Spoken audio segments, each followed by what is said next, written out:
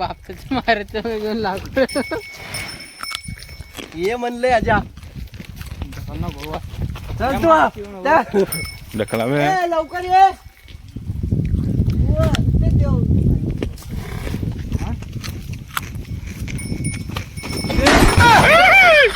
आयो मा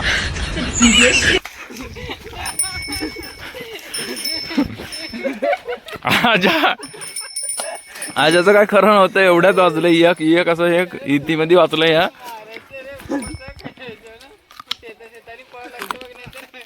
हे बापतात्याच्या म्हशी आहे इथं आमच्या. तिथं बापतात्या इथं ढाळे न्यायला आलतो. हे म्हैस खेळ करले आहे. म्हशीला खवळल्यात ते लई.